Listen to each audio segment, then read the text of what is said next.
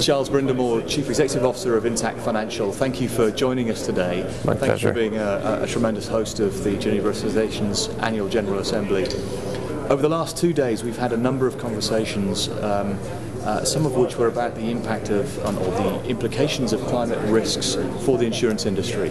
What are your reflections on that issue? Well, yeah, on climate risk, being here in Canada, if we look at the past few years, I mean, it's been made very evident, actually, that this was a very real threat, and therefore all ears were open for the session yesterday. And I think that as far as I'm concerned, one of the big conclusions is the sense of urgency that we need to use with regulators, elected officials, because the issue of climate risk is one that is societal in nature, and I think as an industry we have a big role to play, but governments and elected officials have a big role to play as well, because climate risk is putting upward pressure on insured losses, but it's also increasing underinsured or non-insured losses and economic damages. And I think we have a role to play there as well. And so using the sense of urgency to try to bring stakeholders at the table to address issues that need to be addressed, such as land use planning, building codes, mapping of flood risk, and so on, are critical elements to open up, so to speak, the opportunity for the rest of the industry.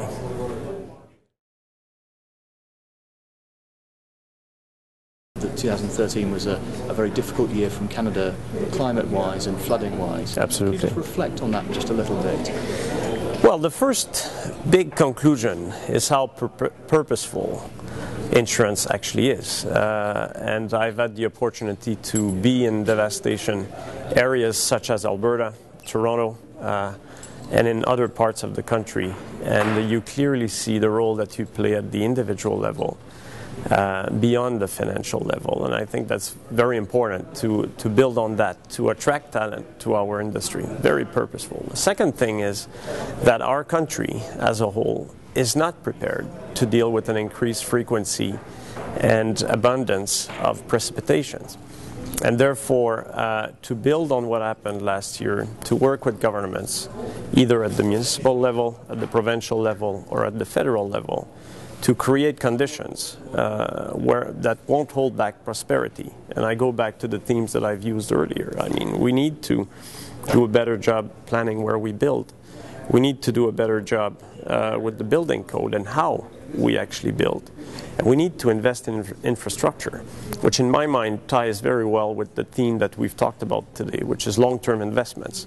There is, in Canada, for instance, a $55 billion gap in infrastructure investments that are directly tied to climate change. And therefore, there is an opportunity there as well to work with governments to better equip Canada for a prosperous future.